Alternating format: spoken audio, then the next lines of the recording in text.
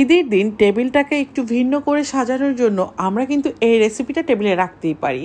সবার আকর্ষণ কিন্তু এদিকেই থাকবে, কারণ এটা এত সুন্দর একটা রেসিপি যেটা খেতে অনেক বেশি মজার। মিষ্টি খাবার ছাড়া কি ঈদ হয় বলেন তো? আজকের রেসিপিটা কিন্তু একদম দোকানের মিষ্টিকে হার বানিয়ে তৈরি করে ফেললাম ঘরে একদম অল্প খরচে এই মজাদার মিহিদানার লাড্ডু। মিহিদানার লাড্ডুটা যে কত মজার আপনারা কিন্তু দেখিয়ে বুঝতে পারছেন। একটা ভেঙে দেখিয়ে দিলাম।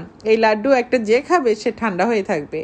আর এই লাড্ডু তৈরি করতে আমার লাগবে বেসন। আমি 2 কাপ পরিমাণ বেসন নিয়েছি, 2 টেবিল চামচ পরিমাণ রান্নার তেল আর অল্প পরিমাণ লবণ দিয়ে এখন খুব ভালো করে বেসনগুলোকে মিলিয়ে নিচ্ছি।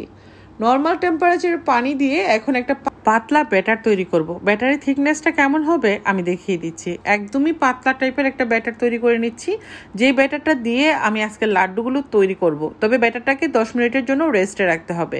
10 মিনিট পর ফিরে আসলাম, আবারও একটু নাড়াচাড়া করে খুব ভালো করে মিশিয়ে দিচ্ছি। আজকের লাড্ডু রেসিপি তৈরি করতে খুব বেশি টাকা খরচ হবে না, বাট অনেকগুলো লাড্ডু হবে। এখানে আমি 1/2 টিস্পুন পরিমাণ দিয়ে দিলাম বেকিং পাউডার। আর বেকিং পাউডারটা ঠিক বানানোর আগে এখানে অ্যাড করবেন, এতে করে যখন আমি লাড্ডুটা বানাবো সেটা অনেক বেশি সফট হবে, খেতেও ভালো লাগবে। এখন দেখে বুঝে নিতে হবে ব্যাটারের থিকনেসটা কেমন হয়েছে। টম যেভাবে জিয়ারের পিছনে দৌড়ায় ওরকম, মানে প্যানে ছাড়া মাত্রই দৌড় মারবে এরকম একটা থিকনেসের ব্যাটার তৈরি করে নিয়েছি। আর তেল খুব বেশি দেওয়া লাগবে না, অল্প তেলেই কিন্তু আমরা ভেজে নেব। একটু এলোপাথারি করে এভাবে করে পাতলা পাতলা করে আমরা বেগুনির স্টাইলও দিতে পারি, আলুর চপের স্টাইলও দিতে পারি। এগুলোকে ভেজে নিতে হবে। ভেজে আমি তুলে নিচ্ছি। খুব বেশি একদম কড়া ভাজবেন না, সোনালি একটা কালার আসলে কিন্তু হয়ে যাবে। আমি একইভাবে সবগুলো ভেজে নিয়েছি। এখন হাত দিয়ে আমি এগুলোকে ভেঙে ভেঙে নিচ্ছি। উপরটা ক্রিস্পি থাকবে আর ভিতরটা থাকবে জুসি। আমি সবগুলোকে একটা ব্লেন্ডার জগে দিয়ে এগুলোকে ব্লেন্ড করে নেব। তবে খুব বেশি সময় ধরে ব্লেন্ড করা যাবে না কিন্তু, মানে একটু 2 সেকেন্ডের মতো ব্লেন্ড করবেন, তারপর আবার ব্লেন্ডারটা অফ করে দিবেন। এভাবে আর কি মিহিদানার লাড্ডুটা যেরকম হয় আমি দেখিয়ে দিচ্ছি। 2 মিনিট ব্লেন্ড করলেই কিন্তু বাস হয়ে যাবে। সরি 2 মিনিট না, 2 সেকেন্ড।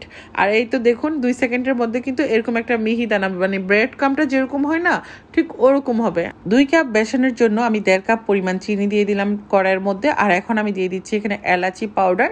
এলাচি পাউডার 1/2 টিস্পুন দিলাম। আর এখানে আমি 2 কাপ দিয়ে দিলাম পানি আর জর্দার রং দিয়ে দিলাম সামান্য পরিমাণ। এখন আমি একটা শিরা তৈরি করে নিচ্ছি।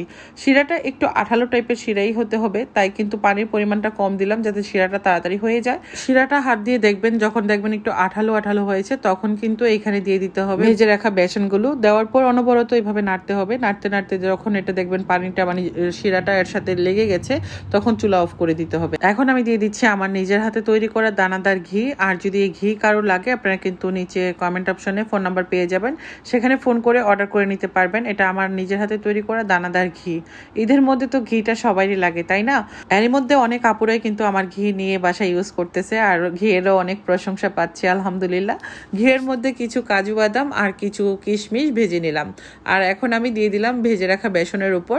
তো বাদামের পরিমাণ আরেকটু বাড়িয়ে দিলাম। আর বেসনটা যতটা শুকাবে মানে ঠান্ডা হবে ততই এটা ঝরঝরে হতে থাকবে।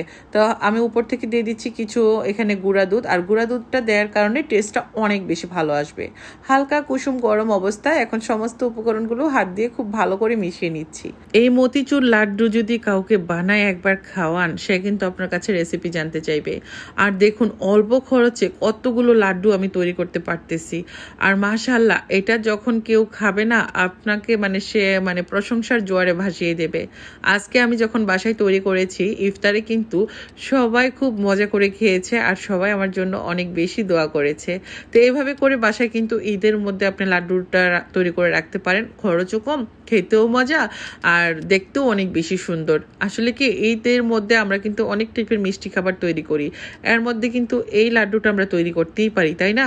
অল্প খরচে খুবই মজার লাড্ডু, মিহিদানার লাড্ডু। রেসিপি ভালো লাগলে বেশি বেশি করে শেয়ার করতে কেউ ভুলবেন না।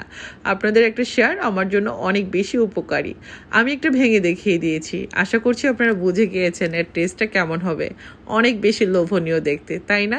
সবাই ভালো থাকবেন। আল্লাহ হাফেজ। আসসালামু আলাইকুম।